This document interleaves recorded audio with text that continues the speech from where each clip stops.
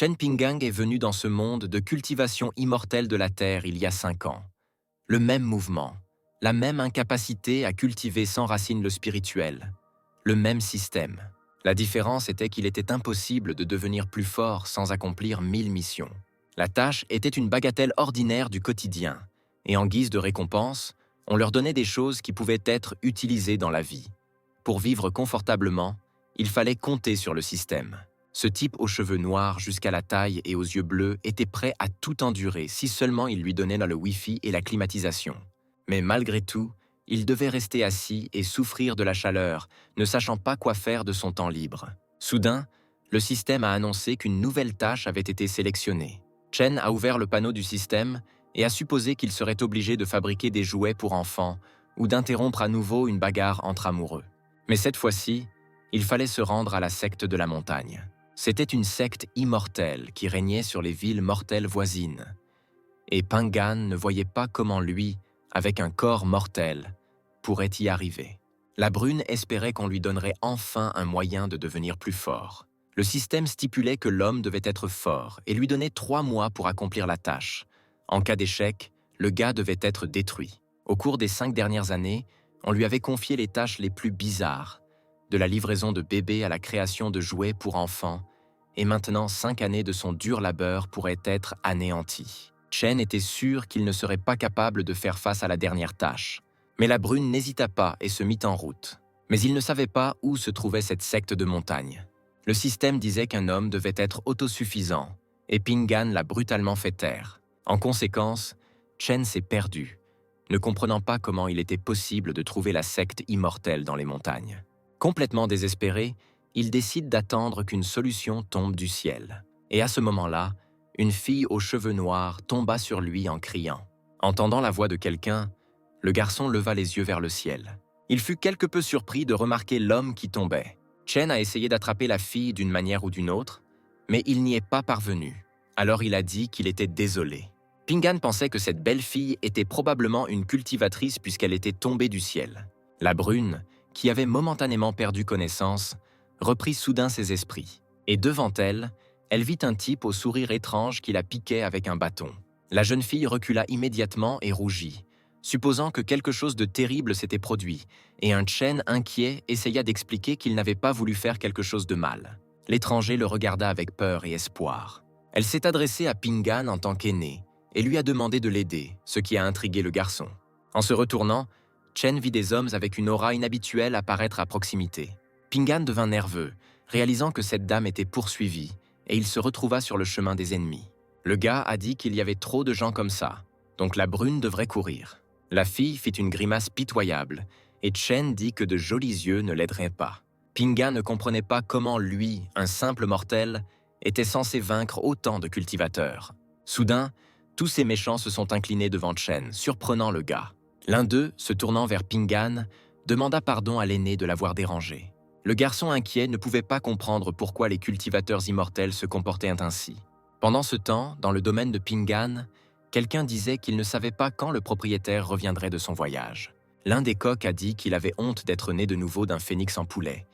Et il a également dit qu'il avait vu son propriétaire collectionner beaucoup de choses, y compris un couteau de cuisine. Et maintenant, l'oiseau se demandait pourquoi il n'avait pas de chance. Le poisson dans les temps était également scandalisé par le fait que dans une vie antérieure, il était un dragon et qu'il était maintenant obligé de barboter dans un trou.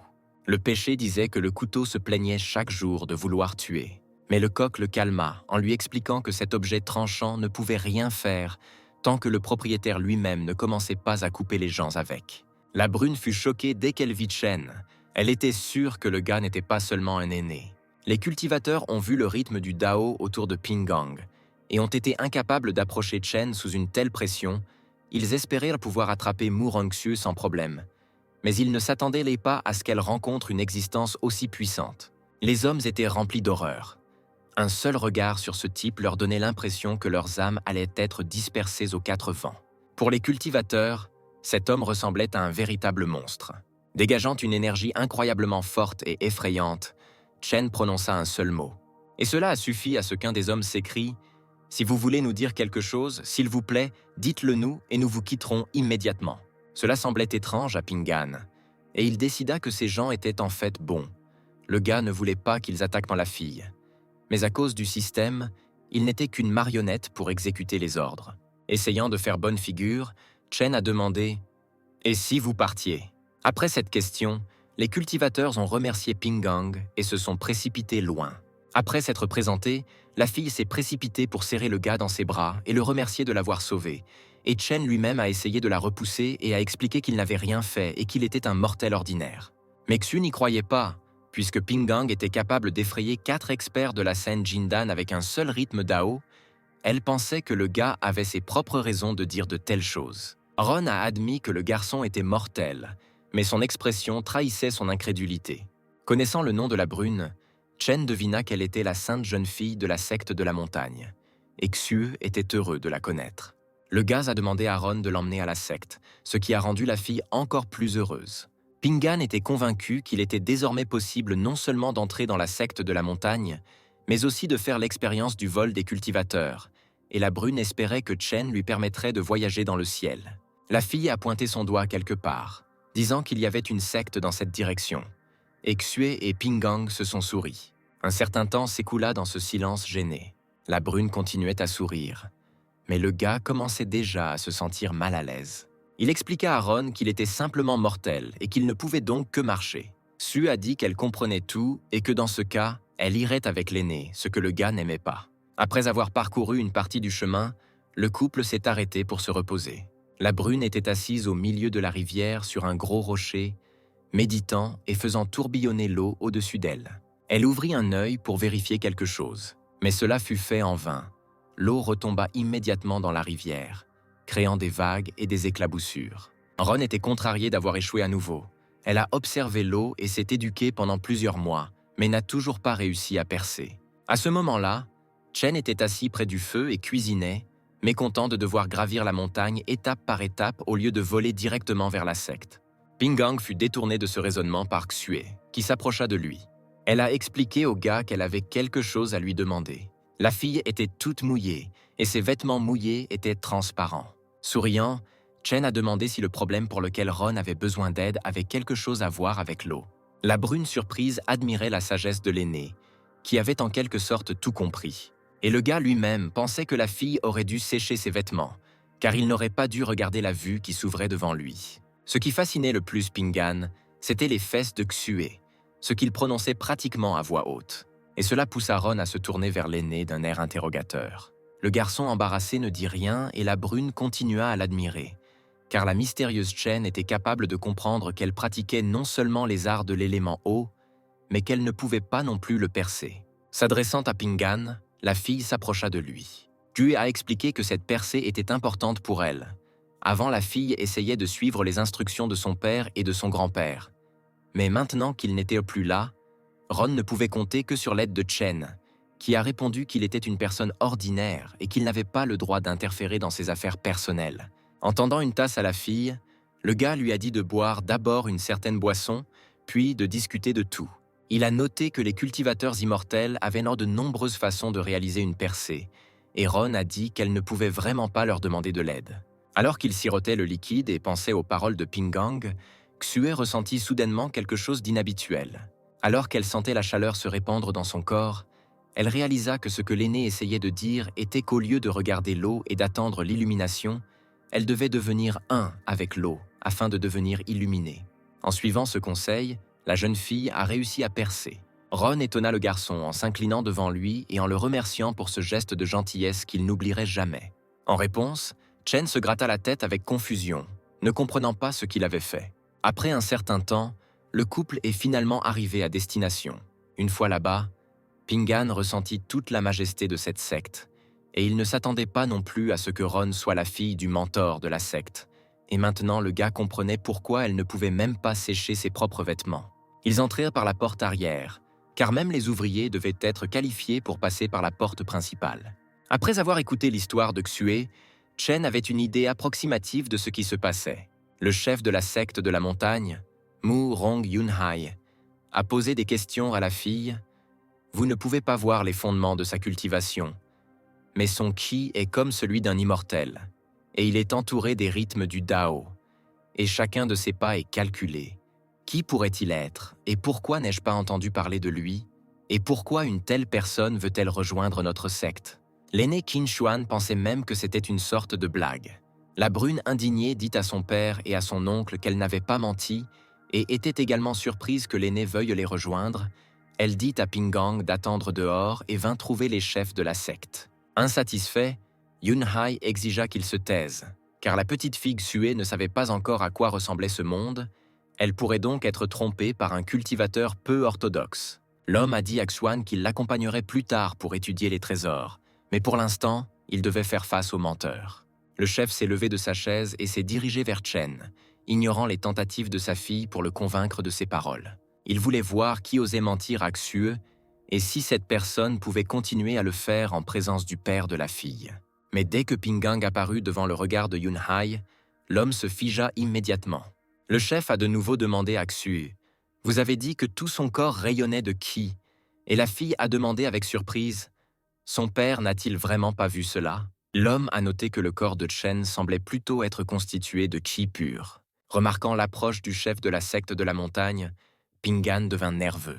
Le garçon était censé saluer son aîné avec honneur, mais il n'a pas eu le temps de vraiment dire quoi que ce soit. Yun Hai s'inclina et dit « Je ne savais pas que les ancêtres immortels étaient descendus sur nous. Si je l'avais su, je n'aurais pas osé te retenir.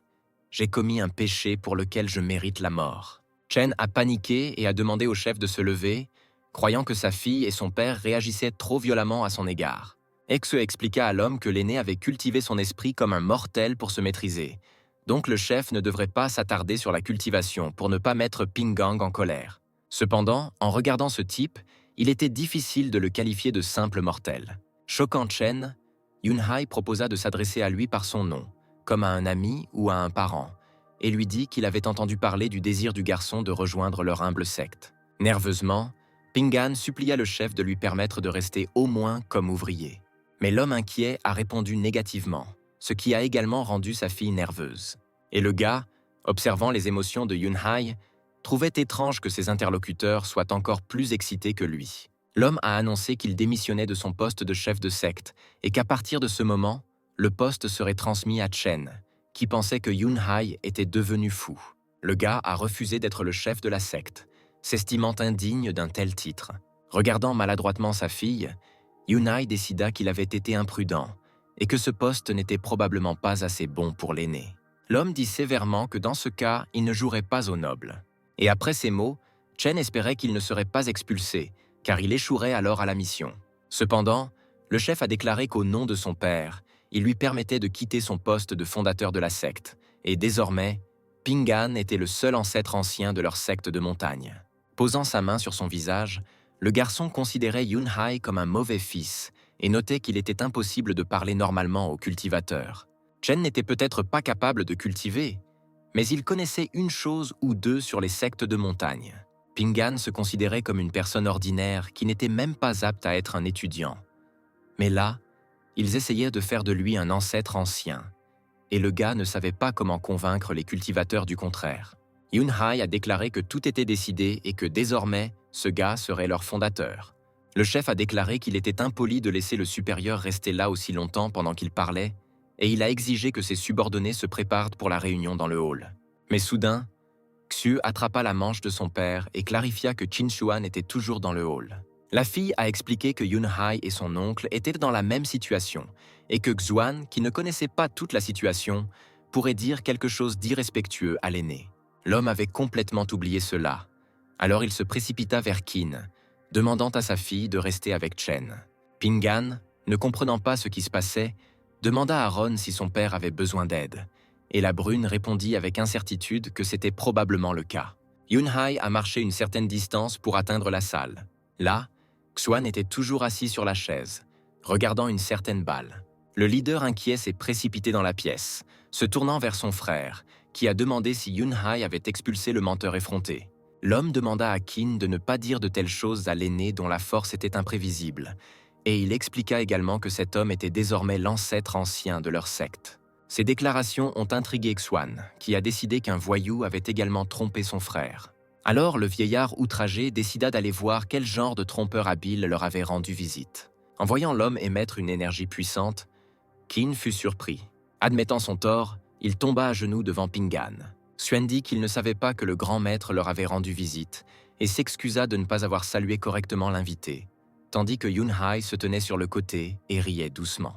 Toujours à genoux, l'aîné pensait à la chance que son frère avait d'avoir croisé une telle créature.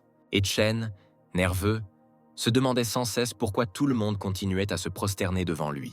Le garçon décida de faire la même chose, demandant s'il devait également s'incliner. Mais ils ont immédiatement essayé de l'arrêter, expliquant qu'il n'avait pas besoin de s'incliner devant eux. À ce moment-là, l'aîné a laissé tomber la balle qu'il examinait obstinément ces derniers temps. L'objet a heurté le sol et a continué son vol vers les pieds de Chen. En ramassant l'objet, le garçon a demandé comment Xuan l'avait obtenu. Qin a répondu que cette boule avait été trouvée par les disciples de sa secte de la lune illusoire. Le matériau à partir duquel l'objet avait été fabriqué était inconnu, et il était vide à l'intérieur. Mais ils étaient incapables d'ouvrir la boule. Pingan a expliqué que c'était un arbre ordinaire et qu'il y avait de la nourriture à l'intérieur. Les hommes surpris demandèrent si les yeux de l'aîné pouvaient vraiment voir ce qu'il y avait à l'intérieur. Chen a répondu qu'il ne savait pas comment le faire, mais que l'objet avait simplement été créé par lui. Il a créé cette chose lorsqu'on lui a confié la tâche de fabriquer des jouets. Ensuite, le gars a pris du bois avec lequel il a fabriqué des serrures Lubin. Cependant, cet objet particulier avait un mécanisme qui était clairement cassé, ce qui signifie qu'il ne pouvait pas être ouvert de la manière habituelle. Après avoir fouillé dans ses affaires, le gars a trouvé un couteau. Après l'avoir sorti, Pingan a terrifié ceux qui l'entouraient. De cet objet, les cultivateurs ressentèrent une puissance incroyable que les trésors du monde ne pouvaient même pas approcher. Même les armes immortelles dont on disait qu'elles n'étaient pas à ce niveau. On pouvait sans se tromper dire que ce couteau était un artefact légendaire. L'instant suivant, Chen a utilisé cette arme pour couper sa propre création. En observant les actions du garçon, l'aîné a pris cela pour un conflit de lois. Lorsque la balle s'est brisée en deux, Pingan a annoncé que l'objet avait été ouvert. Se retournant, le gars a demandé aux gens pourquoi ils étaient partis si loin. En regardant le contenu du jouet, Xue a demandé ce que c'était, et Chen a expliqué qu'il contenait un simple bonbon qui était censé être une récompense pour les enfants qui ouvraient leur balle. Le gars a donné cette friandise à la fille, qui a senti à quel point le pouvoir spirituel émanait du bonbon. Ayant décidé d'essayer la douceur, Xu fut agréablement surprise. Elle est passée du premier niveau de formation de base au 10e. La brune a attrapé la main de Pingan, disant qu'il lui avait non seulement sauvé la vie et l'avait aidé à percer, mais qu'il lui avait également donné une telle chance. Elle ne savait pas comment rembourser son aîné et était prête à le faire avec son corps. Ces mots rendirent Chen nerveux et son visage rougit. Xu était une belle fille avec une belle silhouette et prête à se vendre pour des bonbons. Chen pensait donc qu'elle avait clairement des problèmes de tête. Il a dit qu'il n'était pas obligé de se comporter comme ça, qu'il n'avait pas besoin du corps de la fille et que son père n'accepterait guère cela. Cependant, Yuanhai a déclaré qu'il avait appris à sa fille à être reconnaissante depuis son enfance et qu'il considérait la réciprocité comme la meilleure façon de payer, et Pingang comprenait maintenant de qui la brune avait hérité de ses problèmes. Chen s'adressa à la jeune fille par son nom et posa sa main sur son épaule. Le gars a ensuite dit que la virginité n'était clairement pas quelque chose que Xue abandonnerait pour des bonbons. Puis Ron, s'accrochant à sa poitrine, remarqua que lorsque l'aîné viendrait à la secte de la montagne, il avait besoin de quelqu'un qui pourrait le servir. Continuant à se blottir contre le gars, Ron lui a demandé de laisser la brune devenir sa femme de chambre. Pingan fut déconcertée et la fille, presque en pleurs, demanda si elle avait vraiment l'air si mal. Chen regarda d'un air suppliant le chef, qui affichait activement un geste d'approbation. Xuan demanda à son frère s'il essayait vraiment de dire que la petite Xue serait sa belle-fille. L'aîné lui demanda de préserver au moins une goutte de sa dignité. Yunhai a répondu que son frère avait eu l'opportunité de l'arracher à son aîné et qu'il était déraisonnable de blâmer les autres pour son incompétence, sans parler du fait que c'était le désir de Ron. Et Qin s'est rendu compte que son frère était avide de la faveur de son aîné. L'aîné ne savait pas comment tout était censé se passer pour que cette grande divinité reste dans la secte. Grâce à lui, Xue a non seulement fait une percée, mais a également sauté 10 niveaux à la fois. Le fils de Xuan était également très beau, et l'homme se demandait quelles seraient ses chances s'il affrontait Pingang. L'aîné a même imaginé son fils séduire Chen. Les pensées de Qin ont même fait froid dans le dos du gars. Se ressaisissant, le gars a demandé à la brune de le laisser partir. Mais la fille dit qu'elle ne ferait jamais ça et serra fort Pingan dans ses bras, qui ne pouvait plus supporter une telle pression. Il a été inexplicablement promu au poste d'ancêtre antique par le chef de la secte, et la fille du chef est devenue sa servante, et le gars était sûr qu'il n'y avait pas une seule personne saine d'esprit là-bas. Cependant, la tâche système a été exécutée avec succès. Chen a demandé à Yunhai ce que faisaient habituellement les ancêtres anciens, et l'homme a expliqué qu'il n'était pas nécessaire que l'aîné fasse quoi que ce soit. Il n'était nécessaire que lorsque la secte devait prendre une décision importante ou faire face à des difficultés insurmontables. Dans ce cas, Pingan a demandé à quelqu'un de le ramener chez lui. Le garçon fut amené à l'endroit désigné par le chef, l'aîné, et Xue. Chen a inquiété Yunhai, lui disant avec déception qu'il était désolé. L'homme nerveux avait l'impression que voyager à la vitesse de la lumière semblait aussi lent qu'une tortue rampant aux yeux de l'aîné, et le chef pensait qu'il avait perdu le temps de l'homme. Cependant, Chen était contrarié par la vitesse élevée qui lui donnait l'impression de voler. En entrant dans sa cour, le garçon a demandé de ne pas prêter attention à ses paroles, car il pensait simplement à tout. Pingan a également offert du thé aux invités avant de partir, et les cultivateurs ont accepté de suivre humblement l'aîné. Le leader a pu pousser un soupir de soulagement en sachant que Chen ne lui en voulait pas. La résidence de Pingang ne semblait pas convenir à Yunhai, et il dit qu'il pourrait négocier une meilleure place dans la secte pour l'aîné. Cependant, Pingan a déclaré qu'il aimait la vie et qu'il avait des poissons et des poulets à élever. Après avoir parcouru le territoire de l'aîné, les cultivateurs ont rencontré un coq. Le regard de l'oiseau était si terrifiant qu'il mettait les invités mal à l'aise. Remarquant les visages pâles des sectaires, Chen demanda ce qui n'allait pas. Essuyant la sueur de son front, le chef a déclaré qu'il était simplement soudainement un peu essoufflé. Que Etsin ont également dit que tout allait bien. En entrant dans sa maison, Pingan demandait à ses invités de se promener dans la cour pendant qu'ils préparaient le thé. Les cultivateurs ont demandé de ne pas faire cela, mais le gars a disparu derrière les portes, ignorant les supplications des gens. L'aîné, le chef et sa fille étaient paniqués, pensant que tout était fini. Tremblant de peur, Qin a déclaré qu'il n'avait jamais rien vu de tel. Le pêcher en fleurs était complètement entouré de qi, et l'étang avec les poissons débordait de cette énergie. Des poulets et même un balai émettaient également du qi. La cour entière était complètement imprégnée d'énergie qi. Ron fut choqué par de tels trésors et demanda ce qu'il devait faire maintenant dans cet endroit trop effrayant où vivait l'aîné. Et le père suggéra que c'était ainsi que Pingan les testait, il devait donc endurer. Cet endroit était simplement gardé par le diable, fait d'un balai, de poules, de poissons et de bois. Une Xu en sueur a dit à son père qu'elle ne pouvait plus se retenir. Soudain, Chen a commencé à tousser derrière la porte. En entendant cela, tous les habitants de la cour furent alarmés. Les cultivateurs étaient également inquiets, incertains de leurs actions. Le chef s'est tourné vers l'aîné et lui a suggéré de tester l'ancien ancêtre. En s'approchant de la porte, l'homme a appelé son frère et sa fille à entrer rapidement dans la maison. Une fois à l'intérieur, Yunhai a annoncé qu'ils étaient entrés et ont trouvé Pingan en train de s'étouffer avec son thé. Le gars s'est retourné et a invité les invités à s'asseoir, car le thé venait juste d'infuser. Chen a regardé de plus près les cultivateurs et une question est sortie de sa bouche. Ils avaient l'air tellement épuisés que le gars leur a demandé s'ils avaient fait des exercices dans la cour. Mais Pingan doutait que même après plusieurs tours de course, ses invités ne seraient pas aussi épuisés. En regardant Ron rougir, Chen fut submergé par de nombreuses pensées différentes. Embarrassé, il décida de ne pas y penser. De toute façon, cela ne le regardait pas. Tout en versant les boissons dans les tasses, Pingan a demandé aux gens de goûter le thé et de lui dire s'ils l'aimaient. En observant le liquide, l'aîné a demandé si ce thé était un élixir, et le chef a répondu qu'il ne le savait pas. Mais la boisson, infusée de qi, ne devrait pas être pire que le couteau de cuisine de Chen. Il n'y avait donc pas besoin de se précipiter. Les cultivateurs prirent les tasses contenant la boisson et commencèrent à examiner attentivement le liquide.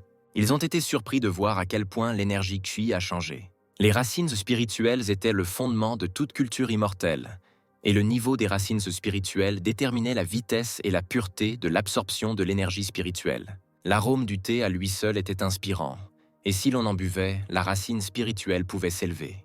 Voyant les réactions des invités, Pingan, inquiet, a demandé ce qui n'allait pas, supposant que la boisson n'était pas savoureuse. Effrayés par ce qui pourrait arriver, Yunhai et Xuan continuèrent à boire du thé, suivant Xue. Les cultivateurs dirent alors à l'unisson qu'ils en voulaient encore plus, et Chen pensa soit qu'il n'aimait pas vraiment ça, soit qu'il y réfléchissait trop. Après avoir bu du thé pendant un certain temps, le garçon a déclaré qu'il n'avait pas assez de feuilles de thé, Mais le chef a continué à demander la boisson. Pingan a dit aux invités de ne pas paniquer et a expliqué qu'ils avaient déjà tout bu et qu'il n'y avait plus d'eau. Mais l'aîné n'était pas prêt à abandonner et à refuser l'élixir. Il sortit un sac de son sein et dit qu'il y avait encore de l'eau dedans. Alors l'homme indigné a commencé à chasser les cultivateurs de sa maison. Après les avoir escortés jusqu'à la porte, Chen a dit que boire trop était mauvais pour leur santé. Et les invités ont répondu qu'ils se souviendraient des enseignements de l'ancêtre. En regardant les silhouettes en retrait de l'aîné, du chef et de sa fille, Pingan ne pouvait toujours pas comprendre ce qu'il avait enseigné à ses gens. Une fois les invités finalement partis, le garçon décida d'aller acheter de la nourriture en ville avant de mourir de faim. À ce moment-là, un homme aux cheveux gris et à la barbe noire était assis sur une pierre sous le soleil brûlant. Le vieil homme était convaincu qu'en regardant la boule céleste enflammée, il avait 60% de chance de la percer. L'homme croyait qu'ayant atteint un niveau spirituel, il ne pouvait plus faire d'erreur. L'homme continuait à regarder le soleil, espérant le voir percer à tout moment. Ce corps céleste aveuglant causait de la douleur aux yeux du vieil homme. Mais le vieil homme a persisté, sentant qu'il n'avait plus grand-chose à souffrir. Cependant, quelqu'un l'interrompit soudainement, rendant sa tentative de percer infructueuse. C'est Yunhai qui a annoncé qu'il avait de grandes nouvelles pour l'homme. Mais avant de les exprimer, le chef de la secte remarqua que le vieil homme avait l'air quelque peu contrarié. Tirant son épée de son fourreau, l'homme aux cheveux gris demanda « Une bonne nouvelle ?» Alors que le vieil homme marchait vers Yunhai, il dit que c'était lui qui apportait la mauvaise nouvelle. L'homme en colère a commencé à battre son fils qui implorait la clémence. Le vieil homme a supposé que Yunhai avait perturbé sa cultivation parce qu'il n'était pas satisfait de lui dans sa vie passée. En regardant cette scène, Xuan a remarqué que le grand-père de Xue était bouleversé, et la fille a répondu que la raison en était probablement son père. À genoux, le chef serra le vieil homme dans ses bras, le forçant à arrêter de le battre. Serrant le poing, l'homme a demandé « Tu penses que je plaisante ?» Et Yunhai, couvert d'échymose, a demandé à son père de ne pas être en colère, car leur clan avait un aîné qui aiderait certainement à percer. S'asseyant à nouveau sur la pierre, le vieil homme dit que jusqu'à ce que l'immortel vienne sur terre pour l'éclairer, personne ne l'aiderait à percer. Une fois de plus, l'homme a souligné que sa culture impeccable avait été perturbée par son fils. Le chef bouleversé demanda à son père s'il ne le croyait vraiment pas, et le vieil homme répondit en proposant de faire un pari. Le chef a alors répondu que cela ne le dérangeait pas, et a demandé ce qu'il obtiendrait s'il gagnait. Chen et Zhu décidèrent de jouer avec 10 000 pierres d'âme, et l'homme aux cheveux blancs devint nerveux, car c'était presque tout l'argent que possédèrent les cultivateurs. Voyant les doutes de son père, Yunhai, ravi, lui demanda s'il était vraiment trop faible pour placer son pari. Le vieil homme en colère a giflé son fils pour avoir été impoli et a exigé qu'il soit emmené chez cet aîné. Après un certain temps, les cultivateurs étaient déjà aux portes du domaine de Pingang. Le vieil homme exprima son mécontentement face à la résidence simple de Chen, et Ron demanda à son grand-père de surveiller son langage. Yunhai a soutenu sa fille, conseillant à son père de ne rien dire de grossier, et a expliqué que l'aîné se respectait en tant que mortel pour cultiver l'esprit. Et le chef a également noté que le vieil homme n'avait jamais remarqué le sens de la cultivation. Considérant tout cela comme un jeu de menteur, l'homme aux cheveux gris ouvrit la porte, voulant regarder l'immortel. Et ce qu'il vit dans la cour de Pingana le choqua. Kue et Yunhai se précipitèrent vers l'homme, inquiets pour lui. Swen s'inquiétait également pour l'oncle Mu, qui était tombé à genoux. Maintenant, le vieil homme croyait que tout ce que sa famille avait dit était vrai, et seule la pression l'empêchait de bouger. L'homme était étonné de voir à quel point toutes ces choses dans la cour étaient des entités divines. Soudain, dans un éclair bleu, un gars s'est envolé de la maison vers la porte. Le coq excité a crié au couteau d'arrêter. Lorsque l'étranger s'est approché de Mu, son poing a volé très près du visage de l'homme. Puis un vortex d'énergie s'est formé autour d'eux, soulevant des nuages de poussière. Dans ce type guerrier, Yunhai reconnut le couteau de l'aîné. Son père fut alors surpris du trésor qu'il trouva. S'adressant au coq comme à un phénix, le couteau a dit que ce vieil homme semblait être une mauvaise personne à première vue, et de plus, il n'était jamais venu ici auparavant, donc l'homme devrait aller bien après que l'arme l'ait coupé en morceaux. Alors que Mu était étonné de la grande intelligence de l'outil et du phénix, le coq dit que le vieil homme ressemblait à un idiot et demanda au couteau s'il avait peur que l'homme devienne encore plus stupide après avoir coupé. Le garçon était d'accord avec la supposition de l'oiseau, mais l'homme restait assis au pied de l'instrument. Cette fois, le couteau a décidé de laisser Mu tranquille. Changeant d'apparence, le gars a dit au vieil homme de se comporter normalement. Sinon, Même s'il devenait stupide, il tuerait l'homme. Se transformant en une sphère bleue, le couteau s'est précipité à l'intérieur de la maison. S'inclinant devant le coq, Mu le remercia pour sa miséricorde, disant que la grâce du coq était inoubliable. Yunhai a noté que son père aurait dû les croire maintenant. Donc le vieil homme aurait dû faire son pari. Mu n'aimait clairement pas le fait que son fils dise de tels mots à un tel moment. Après avoir giflé le chef, l'homme dit avec colère « Ton père a failli mourir, et tu penses encore au pari ?» Ron a demandé à son grand-père d'être patient, car l'aîné n'était apparemment pas à la maison. Mais à son retour, le vieil homme recevrait certainement de l'aide, et Mu a décidé d'écouter sa petite fille. À son retour chez lui, Pingan fut surpris que les cultivateurs reviennent le voir. Il ne voulait plus faire de thé. Voulant faire une pause loin des invités, Chen a réfléchi à la manière dont il pourrait se cacher d'eux. Le gars, croyant qu'il resterait inaperçu, a essayé de se cacher des gens, mais Xue s'est soudainement retourné. Remarquant l'aîné, la jeune fille fut ravie. La brune a dit qu'ils attendaient depuis longtemps le retour de Chen. Comme si rien ne s'était passé, Pingan a demandé pourquoi ils étaient revenus si vite et s'il y avait autre chose qu'ils pouvaient faire pour les aider. Puis la brune a présenté le gars à son grand-père. En apprenant que la personne qui se tenait devant lui était le véritable ancêtre de la secte de la montagne, Chen s'inquiéta du fait que cette personne soit agenouillée dans sa cour. Pingan s'est dirigé vers le vieil homme, ne voulant pas permettre qu'une telle personne soit humiliée. Le chef de la secte a dit à son père que l'ancêtre était déjà venu ici et qu'il y avait du qi qui planait autour de lui. Alors Yunhai lui a demandé de ne pas oublier la maîtrise de soi quand il verrait Chen. Pingan, qui était sur le point de s'excuser, était déjà à côté de Mu, qui sentit l'approche du garçon. Lorsque le vieil homme vit Pingan, il fut étonné de sa grande énergie, parce que l'homme était plus fort que ses proches. Il était capable de voir et de ressentir davantage. Donc pour lui, le qi ne planait pas seulement autour du corps de Chen, mais se répandait également dans toute la zone. Mu inclina soudainement la tête devant le jeune homme, choquant le garçon. Pingan est devenu nerveux parce que les choses ne faisaient qu'empirer. Alors qu'il essayait de soulever le vieil homme, Chen lui a demandé de se lever, car il était un mortel ordinaire et ne devait pas être incliné. Et l'homme sentit sa respiration devenir plus facile, ce qui a conduit Mu à conclure que le garçon pouvait forcer Kui à obéir passivement, comme un véritable immortel. En même temps, comme l'a dit Yunhai, Pingan s'est traité comme un mortel afin de cultiver son esprit. S'adressant à l'ancêtre, Mu dit que Chen était très généreux et pouvait appeler l'homme un junior ou un ancien du palais, mais pas un ancien. Et l'homme répondit qu'il l'appellerait un vieil homme. Et comme tout le monde s'était à nouveau rassemblé chez l'homme, il proposa de venir dans sa maison et de s'asseoir. Pingan dit poliment de se sentir comme chez eux, et l'aîné, le chef et la brune étaient heureux, impatients de boire à nouveau le thé aromatique. Cependant, le gars a dit qu'il ne ferait plus cette boisson. Chen a suggéré de cuisiner la nourriture à la place, ce que Mu a accepté. Et Xue, en entendant cela, était incroyablement heureux. Les 4 invités étaient assis à table et attendaient la nourriture divine. En voyant les visages mécontents de ses proches, Mu lui-même fut embarrassé. Cela a poussé le vieil homme à s'excuser pour son méfait. L'homme a admis qu'il ne s'attendait pas à ce que l'aîné vive en solitude dans leur jardin.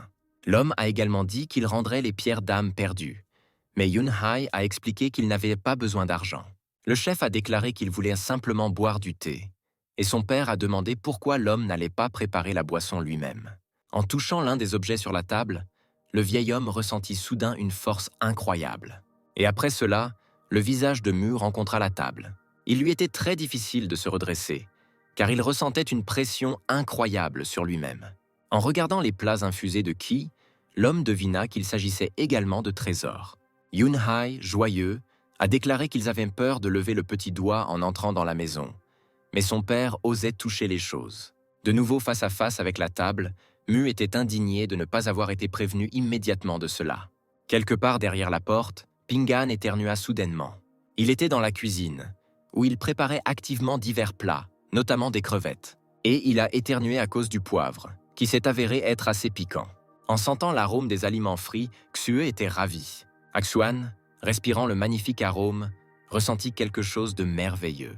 Et après cela, l'aîné satisfait informa tout le monde de sa percée. Cette nouvelle a tellement choqué les autres qu'ils ont même demandé à nouveau si cela s'était vraiment produit. Le vieil homme a dit de renifler soigneusement, car ce n'était pas seulement une odeur, mais une aura pure, et Yunhai ne pouvait pas comprendre ce que Chen préparait pour rendre l'air pur.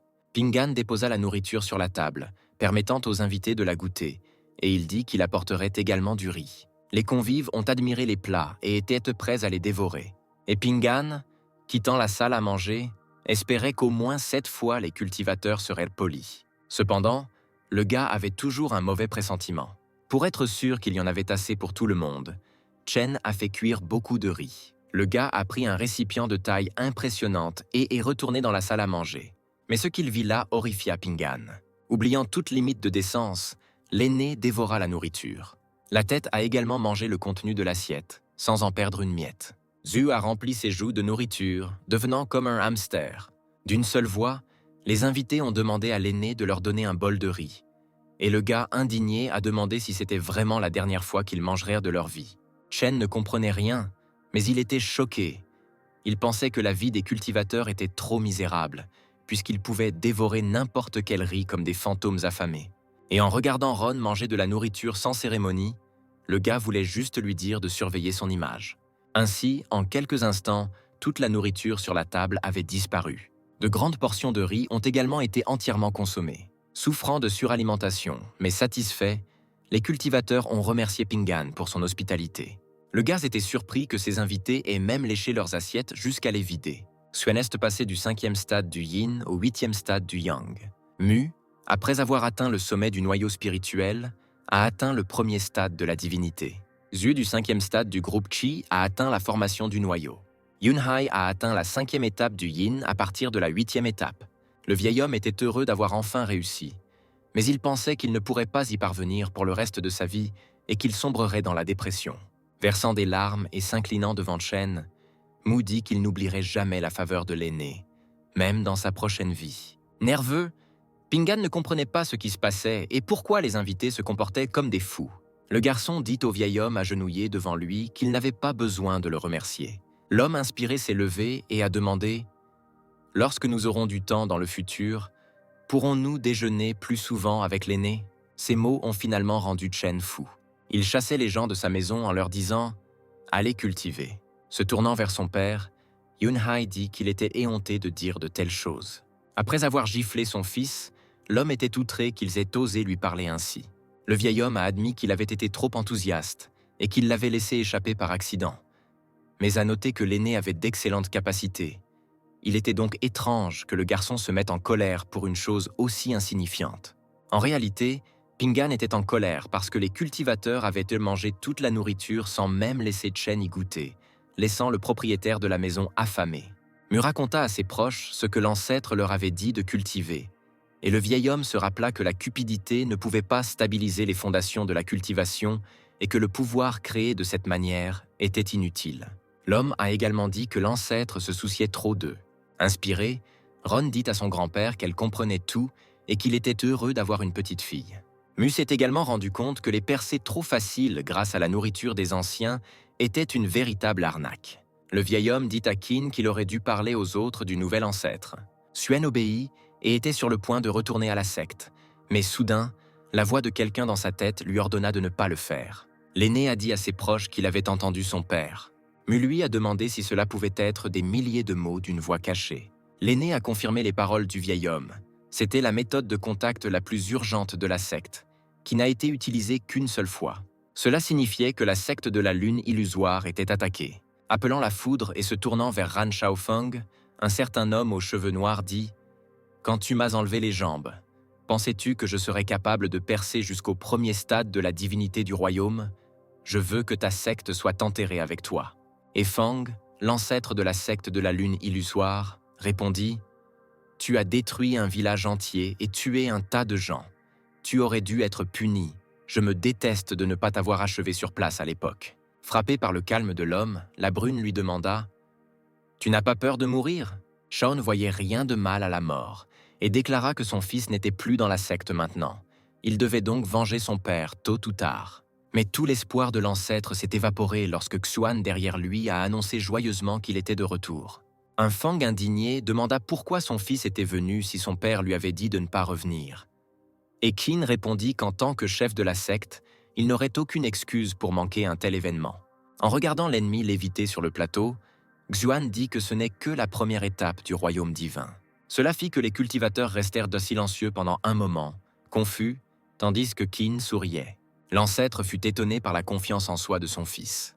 Insultant les gens détestés, aigri envers le monde entier, le cultivateur dit « Pensez-vous vraiment que le royaume divin est une sorte de chou que l'on peut manger en arrachant une feuille chaque jour? Si le royaume divin était une personne, alors je l'appellerais père. » Se faufilant discrètement par derrière et effrayant l'ennemi, Mu demanda « Qui appelles-tu une tête de chou ?»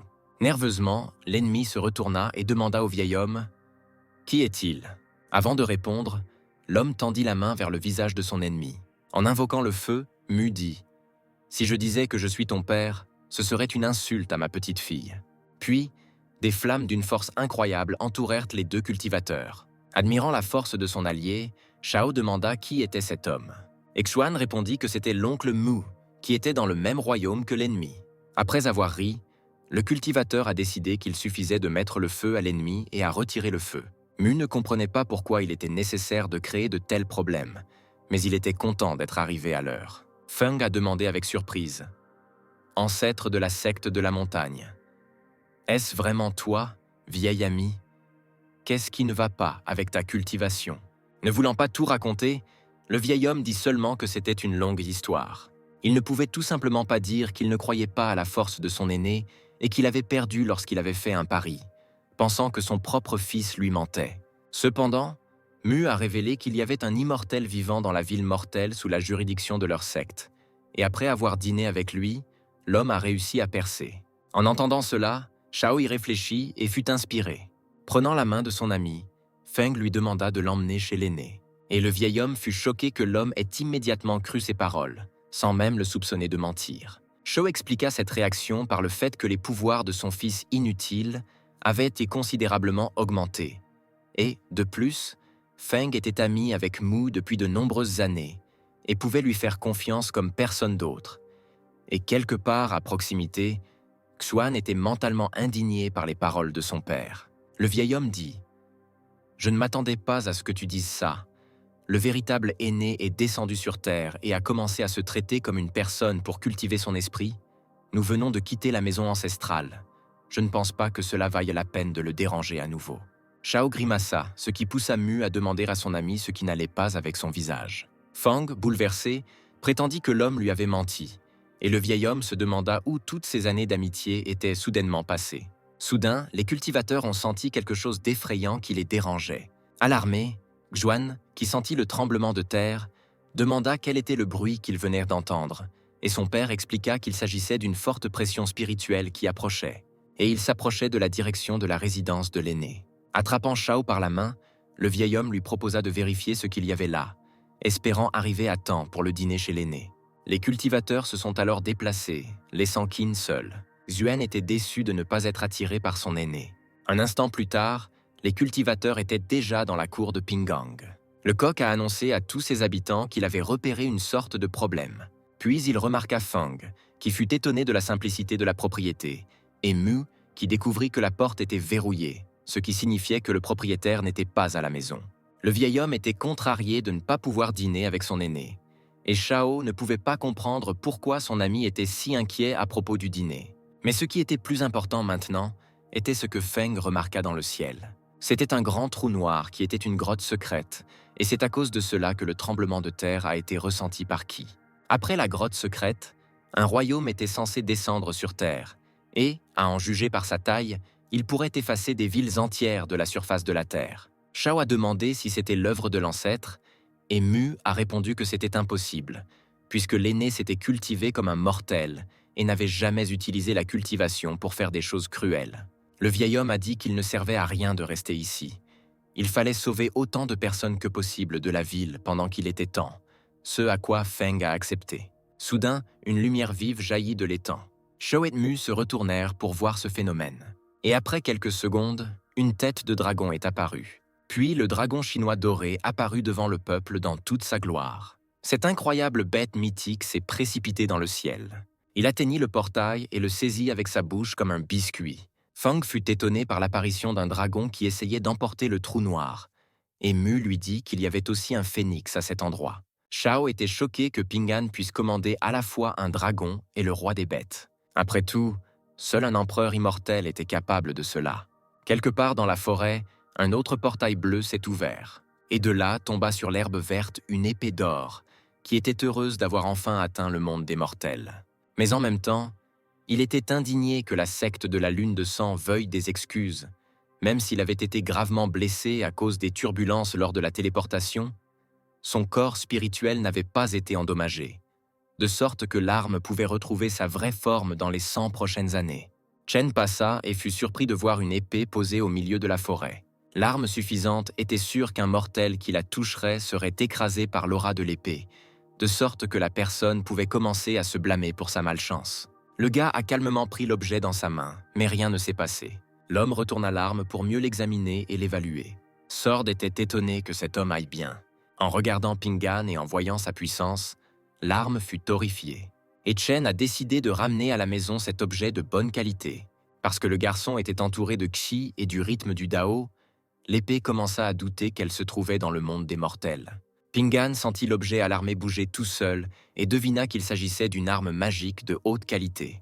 Le gars a décidé qu'il pouvait vendre l'épée à un bon prix et a jeté l'épée dans le sac, qui était outré par un tel comportement de l'homme. De nombreuses personnes fortes voulaient servir cet objet dans le monde immortel, et ils ne s'attendaient pas à tomber si bas.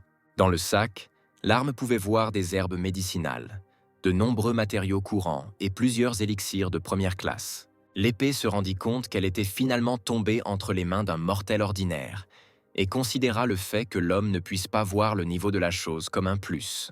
En raison des dégâts, la lame a été fortement réduite, grâce à quoi le gars a pu la ramasser.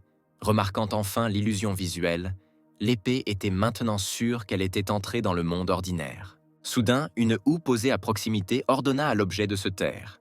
De plus, émettant une aura terrifiante, l'outil a appelé l'épée un insecte. Soudain, le sac trembla, attirant l'attention de Ping An. L'homme se demandait pourquoi l'arme avait fait un mouvement si violent.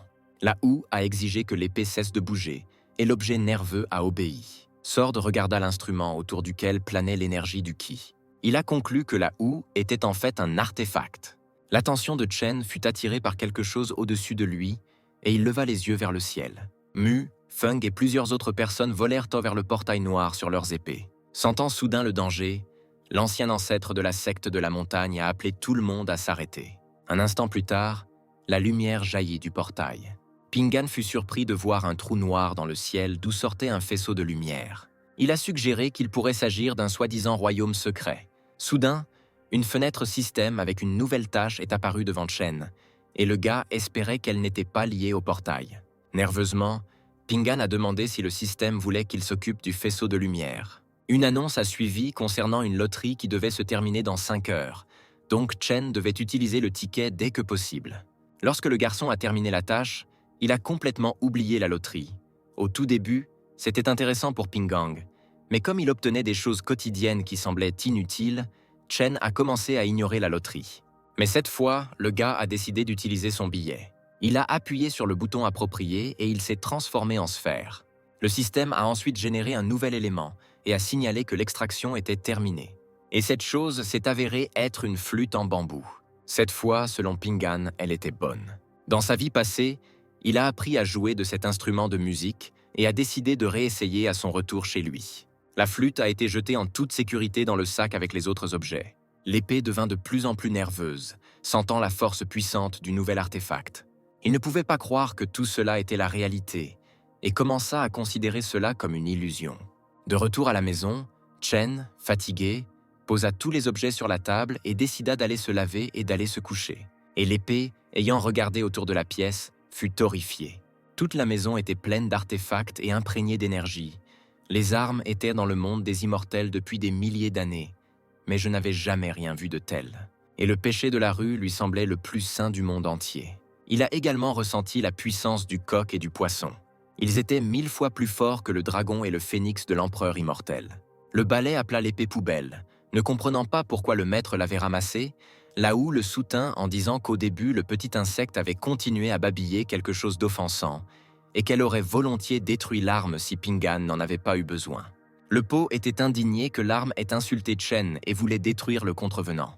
Inquiète, l'épée s'est excusée et, se qualifiant de stupide par rapport aux objets en colère, a demandé à tout le monde de ne pas être en colère. Il était déjà tard dans la nuit, mais le faisceau de lumière restait tout aussi brillant. Elle s'est concentrée sur la nouvelle énergie hydraulique. Elle rassembla de l'énergie dans son poing avec l'intention d'attaquer. La brune lança un jet d'eau directement sur le faisceau lumineux, et puis une douleur terrible transperça la main de la jeune fille. Prenant sa main, elle se plaignit à son grand-père que c'était trop difficile, et il lui dit de ne même pas essayer, car c'était un royaume secret contre lequel même une divinité de second rang était inutile. Il n'y avait pas de passage, mais le faisceau de lumière restait toujours là. Mu supposa que peut-être un mot secret était nécessaire ici pour l'ouvrir. Fang a demandé s'il devait demander de l'aide à l'aîné. Le vieil homme comprit que tout le monde voulait voir Ping Gang, mais il expliqua que Chen aurait déjà dû entendre parler d'un événement d'une telle ampleur. Et comme il ne s'était pas présenté, cela signifiait que l'aîné voulait que les cultivateurs s'en occupent eux-mêmes. Donc, il n'y avait aucune raison de déranger le garçon. Mu a également déclaré que Pingan aurait très bien pu arriver un peu plus tard. Et Shao demanda pourquoi son ami était si sûr de cela. Mu voulait répondre quelque chose, mais il fut interrompu par le faisceau pulsé, produisant un son fort. L'énergie libérée était si forte qu'elle a presque fait tomber la brune. Le bruit fort a atteint jusqu'à la maison de Pingana. Cela perturba le sommeil de Chen, et il était en colère que les cultivateurs n'aient toujours pas résolu leur problème. Il se tournait et se retournait dans son lit, et se plaignait de ne pas pouvoir dormir correctement. En réponse à ses plaintes, le couteau de cuisine a pris une forme humaine. Prêt à tuer quiconque viendrait troubler le sommeil de son maître, l'arme pointée vers le son. Toujours au portail, les cultivateurs ont remarqué un homme marchant vers eux, et Feng a demandé s'il s'agissait du même ancêtre. Tournant la tête et se couvrant le visage avec ses mains, le vieil homme dit que c'était le couteau de cuisine de son aîné. Et Shao, perplexe, demanda pourquoi son ami se cachait. L'arme qui arrivait regarda le faisceau de lumière et pensa à quel point il était rare que quelque chose d'aussi puissant apparaisse dans le monde humain. Mais dans le monde des immortels, un tel phénomène se produisait assez souvent. C'était un fait intéressant, mais un tel trou noir n'était rien comparé à l'esprit de l'épée. Le couteau dirigea son énergie dans le faisceau en criant « Disparaît ». Cependant, le pilier lumineux ne s'est pas effondré aussi rapidement que souhaité. Le gars a décidé que tout ne s'était pas si bien passé parce qu'il avait beaucoup réfléchi. Un instant plus tard, le faisceau de lumière commença à se désintégrer, comme s'il se fissurait. Une explosion s'ensuivit, grâce aux fragments et à l'énergie desquels Mu et Shao se protégèrent en créant un dôme autour d'eux. Sur le lieu de l'explosion, un trou profond s'est formé, au fond duquel brillait une grosse boule.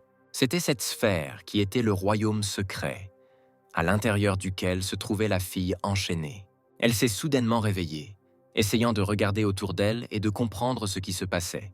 L'étrangère s'assit et sourit en voyant les chaînes qui la retenaient être détruites. L'esprit de l'épée fut quelque peu surpris en voyant la balle apparaître. Une Xu joyeuse, aidant son grand-père à se lever, dit que le faisceau de lumière s'était dissipé et suggéra qu'il vienne voir ce qu'il y avait là. En regardant la sphère, Fang fut surpris. Une aura menaçante émanait de la boule ascendante qui formait un courant de vent.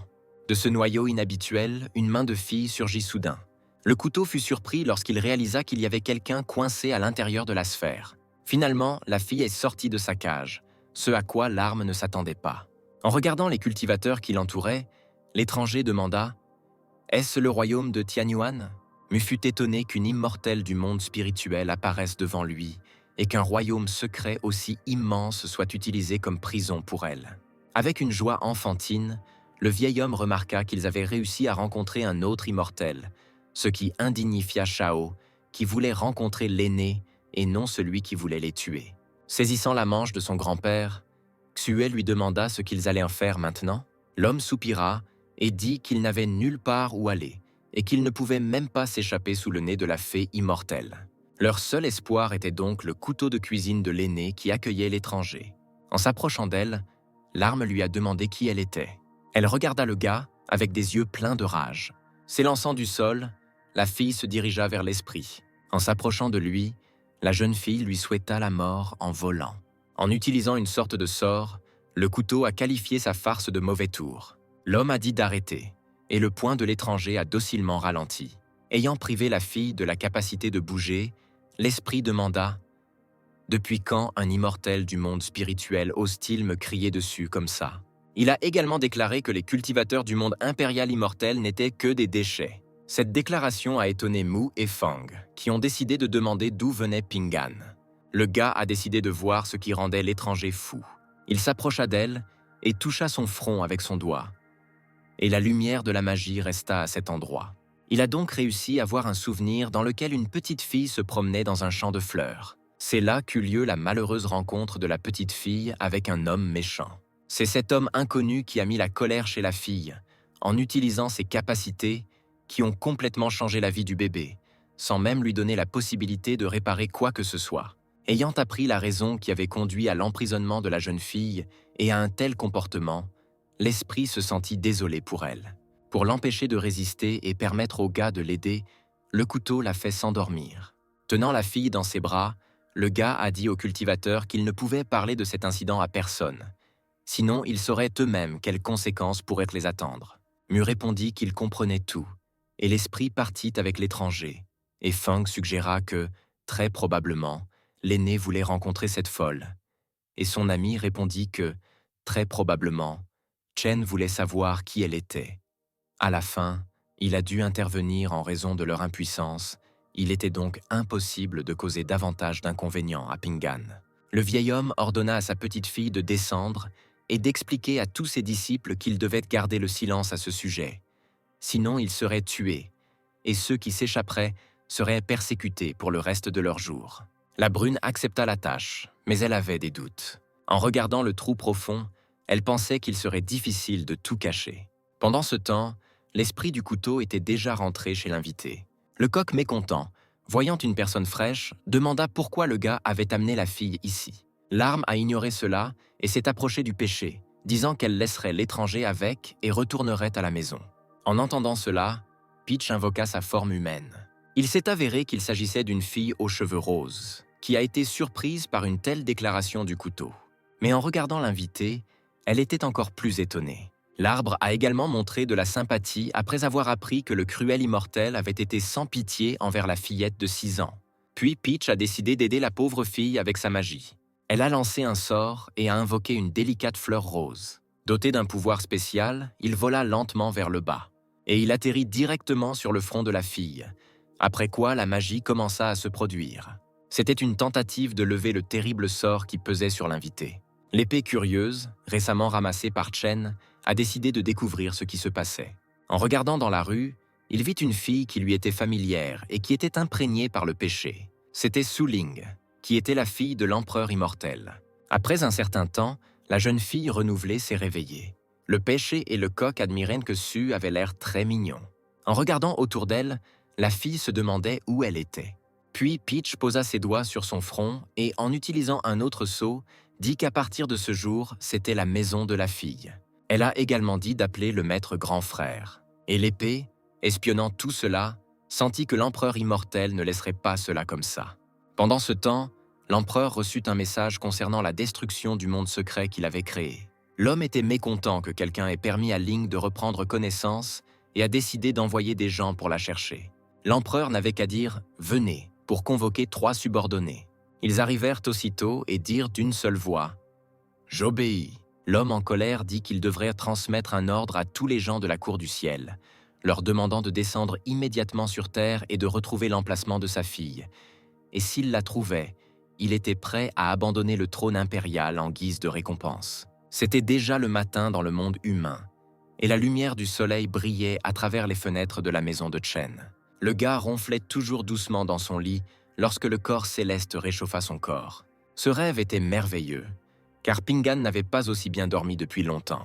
De façon inattendue pour le garçon, quelqu'un lui tendit la main en l'appelant « frère ». Chen se retourna, ouvrit les yeux et regarda Su, mais dans son sommeil, il ne comprit pas immédiatement ce qui se passait.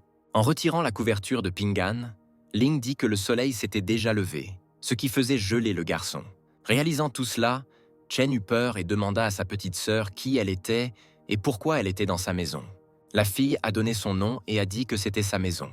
Pingan pensait qu'elle parlait de cette ville, mais il considérait cela comme impossible, car il n'avait jamais vu une fille aussi mignonne au cours des 5 années qu'il avait vécues ici. Le gars posa ses pieds sur le sol froid et se leva en demandant le nom de la fille. Après lui avoir tapoté la tête, Chen a dit qu'il l'appellerait Xiaoling et a également expliqué que son frère aîné l'emmènerait chez ses parents. Il m'a dit de le suivre et m'a demandé de ne plus me perdre. Ping An se dirigeait vers la sortie quand soudain Ling accourut et lui prit la main. Le gars la regarda avec surprise et la fille lui demanda si elle pouvait lui tenir la main. Et Chen, embarrassé, décida de la laisser faire. Ping An a invité Su à l'accompagner en ville et à lui montrer le chemin de sa maison, ce que Ling a accepté. Après 1 heure de marche dans le quartier, la jeune fille a montré une maison, la déclarant sienne.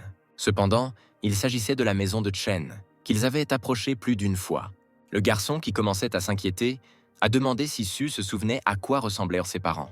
Il s'est avéré qu'elle ne connaissait pas du tout ses proches. Cependant, Ling voulait parler de la sœur Pêche, mais l'arbre inquiet lui a jeté une pierre. Un tel projectile a volé directement dans la tête de la fille, la faisant crier.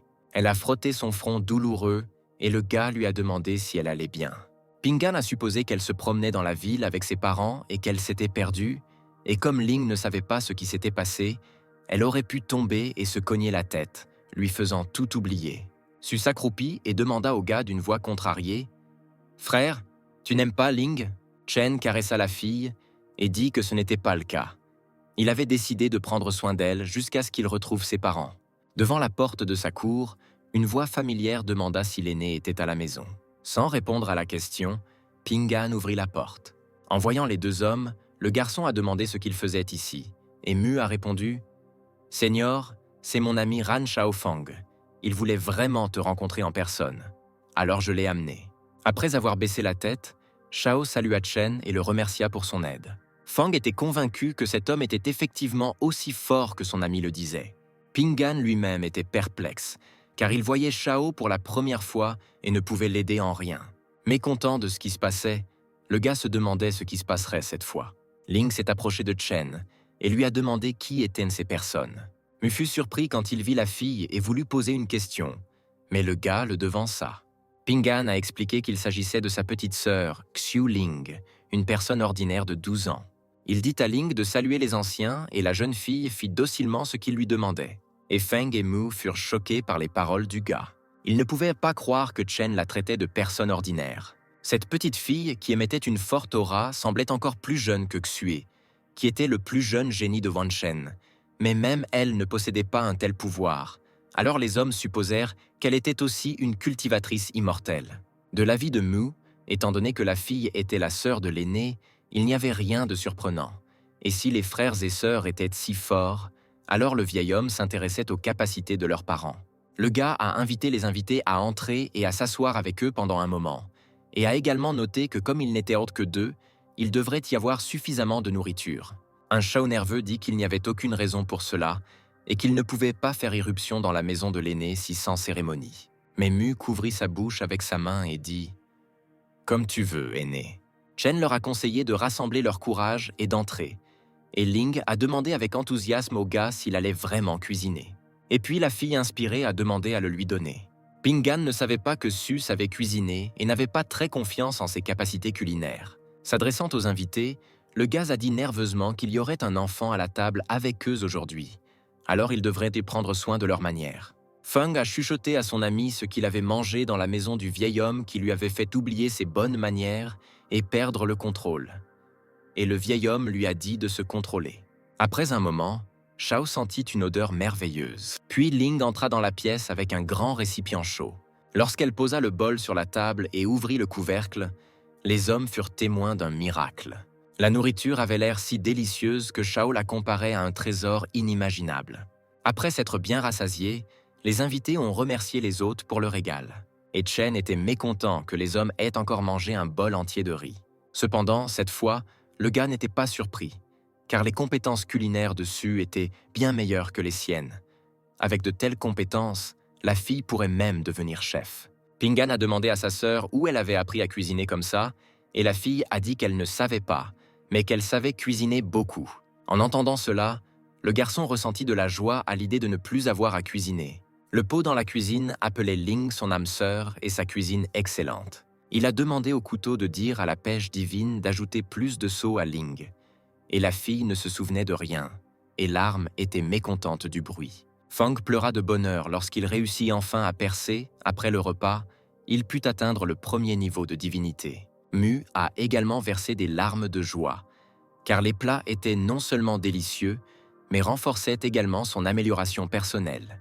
Le vieil homme était même envieux, car sa petite fille lui était inférieure en tout. Se précipitant vers Chen, Mu lui a demandé de l'autoriser à échanger Xue contre Ling, ce que le garçon considérait comme une absurdité folle. Quelque part loin de la maison de Pinggang, Ron rougissante éternua soudainement. Cela fit réfléchir la jeune fille à qui pouvait bien la gronder dans son dos, et elle s'intéressa également à l'importante affaire pour laquelle son grand-père et son père étaient au parti. En levant les yeux vers le ciel, Xue vit le navire qu'elle attendait traverser le ciel. Il s'effondra sur le sol, permettant aux gens de le quitter. Une fille blonde descendit les escaliers à la hâte, heureuse de rencontrer Xue. C'est la princesse impériale Luo Langqing qui a dit qu'elle était enfin de retour. Ron, faisant plaisir à la princesse, dit « Je ne t'ai pas vue depuis si longtemps. Tu es de plus en plus jolie chaque jour. » En regardant la poitrine de Langqing, elle remarqua qu'elle grandissait et grandissait, ce qui fit rougir la fille. La brune descendit également du navire et se tourna vers sa sœur. Souriant, Luo Shanji lui a demandé si elle ne l'avait pas remarqué. Insatisfaite, Xue a demandé pourquoi il était ici, s'il recommençait ses vieux tours, et elle a également demandé à la princesse de rester loin de ce type terrible. Et Shanji a dit à Langqing de ne pas écouter ses bêtises, car il était plutôt bon. Il a chuchoté à sa sœur. « Quand tu as grandi, tu es devenu un peu plus fort, mais garde à l'esprit. Quand tu étais enfant, je t'ai intimidé autant que j'ai pu. » Et Ron a répondu qu'à cette époque, sa base de cultivation était louable, et la fille ne pouvait pas le vaincre. Mais maintenant, tout a changé. Elle a également dit d'essayer de la vaincre s'il avait assez de force pour le faire. Puis, pour intimider son frère, Ron dirigea une énergie puissante sur lui. Renversé et stupéfait par une telle force, le gars lui a demandé comment elle avait fait. Ake s'est vanté de son 8e niveau de Qi et a demandé à Shanji comment sa force était comparable à celle des 3 génies du royaume qui étaient bloqués au 5e niveau de la formation de base. Langqing prit les mains de son ami et lui demanda ce qui n'allait pas avec sa cultivation. Était-ce vraiment à cause de l'épée spirituelle dont la fille n'avait aucune idée? La princesse a admis qu'elle était venue ici pour cette raison même. Ce jour-là, elle et son père étaient censés participer à une vente aux enchères, et la nuit, Langqing admirait les montagnes depuis le balcon. On disait que les montagnes contenaient d'innombrables richesses et ressources, et qu'elles étaient également la base de la création de l'État. Mais soudain, l'épée spirituelle coupa la montagne en deux. Il appartenait probablement à un grand cultivateur qui pratiquait assidûment au moment de l'incident. L'épée a traversé d'innombrables sommets de montagnes sans recevoir une seule égratignure. Outre la princesse, de nombreux autres cultivateurs sont venus à cet endroit pour trouver le propriétaire de l'épée. Un Ron nerveux a dit que ce n'était pas l'épée elle-même, mais seulement ses intentions, et Langqing était heureuse que son ami en sache quelque chose. Cependant, Xue regarda son frère avec mécontentement et n'était pas pressé de dire quoi que ce soit. La fille suggéra que la princesse parle dans un autre endroit, loin des oreilles indiscrètes, et Shanji demanda à la fille de ne pas être comme sa sœur et de l'emmener avec lui. Cependant, les amis se sont éloignés, ont décollé du sol et se sont envolés. Et le gars est resté seul dans le champ, outré par le comportement des filles. Pendant le vol, Ron a commencé à raconter à la princesse ce qui s'était réellement passé, oubliant que c'était un secret. Langqing fut surpris que Pingan soit immortel. Son thé élevait le niveau du noyau spirituel et sa nourriture améliorait l'autoculture. La princesse demanda si son ami lui mentait, et la jeune fille répondit que non et lui suggéra d'aller le rencontrer pour voir par elle-même. Chen s'assit sur une chaise dans sa cour et regarda la flûte, pensant qu'il n'avait pas joué d'un tel instrument depuis longtemps et qu'il ne se souvenait peut-être pas d'une seule mélodie. À ce moment-là, la porte s'ouvrit et Ron apparut, demandant si Pingan était à la maison et s'il pouvait entrer.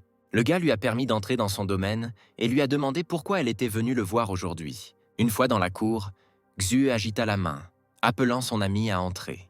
Cependant, lorsqu'elle entra sur le terrain du garçon, la princesse fut effrayée, sentant de nombreux regards puissants la regarder. La jeune fille avait l'impression d'être vue de part en part, ce qui la faisait se sentir en insécurité. Ron a demandé à Langqing de se détendre, puisqu'ils étaient invités par l'aîné, ce qui signifiait que personne ne les toucherait. La princesse rougit et Xue expliqua à Chen que son ami voulait le rencontrer. Alors la fille amena la princesse ici. Langqing salua Pingan avec hésitation, notant mentalement que son niveau de cultivation, comme Ron l'avait dit, était inimaginable. Elle pensait que cet immortel serait un vieil homme aux cheveux gris, et non un beau jeune homme qui demandait à sauter les formalités. Même si tout le monde l'appelait Senior, Chen croyait qu'il était loin d'avoir ce genre de force. Ling regarda derrière l'arbre et demanda qui c'était. Zhu a également demandé qui était la fille, et le garçon l'a appelée sa sœur. Et il dit à la fille d'appeler les invités grande sœur, et Su les salua de manière amicale. Comme prévu, les filles ont vu que la petite sœur était assez forte. Cependant, en même temps, elle était aussi indescriptiblement mignonne, ce qui faisait que Xue et Lanqing l'admiraient. Même s'il était difficile de quitter la fille des yeux, Chen pensait que la fixer était également indécent. Prenant la flûte, le garçon décide de continuer son jeu. À l'aide de l'instrument, Pingan a commencé à jouer une belle mélodie qui a enchanté les filles. Ces beaux sons ont permis aux invités de vivre le summum de l'éveil. L'épée d'or entendit les notes se fondre en harmonie. Dès qu'il a écouté la mélodie pendant un moment, sa blessure était à moitié guérie. L'arme pensait que cette personne non seulement rayonnait de puissance et de grandeur, mais était également familière avec l'éveil, auquel cas le nombre d'artefacts n'était pas si surprenant. Et la mélodie était à blâmer pour tout. L'épée croyait qu'elle avait une chance de devenir un artefact divin si elle restait ici. Et Lao, mécontente, lui demanda de se taire et d'aller dans le coin. Même si l'épée ne l'aimait pas, elle fit docilement ce que l'autre artefact lui disait. Ling applaudit son frère, qualifiant sa mélodie de belle, ce qui rendit le garçon heureux. La princesse fut surprise d'avoir pu atteindre le 6e niveau de formation de base à partir du 1er niveau, simplement en chantant une chanson. Su était entré dans le 9e niveau de Yuan Ying et était étonné de ne jamais avoir su de combien de choses étonnantes l'aîné était capable. Les filles s'inclinèrent et remercièrent l'aîné pour sa bénédiction, mais Chen ne comprit pas de quoi elle parlait. De plus, il ne les nourrissait pas, donc il trouvait cette réaction étrange. La princesse commença à parler. « Seigneur, comment puis-je vous remercier pour un geste de gentillesse aussi généreux ? Je pourrais. » Mais soudain, le gars l'a interrompu en disant qu'il ne pouvait pas le supporter avec son corps, ce qui a embarrassé la fille. Lanqing n'a pas pu supporter une telle insulte et s'est même mise à pleurer. Puis un Ron compatissant la prit à part, essayant de calmer son ami. Une pensée tournait dans la tête de Pingan. Comment les immortels pouvaient-ils ouvrir leur cœur à un humble mortel ? Après avoir réfléchi un peu, le gars a décidé qu'il était tout simplement trop beau. En se promenant dans la forêt avec son ami, Lanqing a déploré que sa première confession, la confession de la princesse impériale, ait été si catégoriquement rejetée, et Xue a rassuré son ami en disant que Chen était un immortel. Il était donc habitué à mépriser les gens comme eux.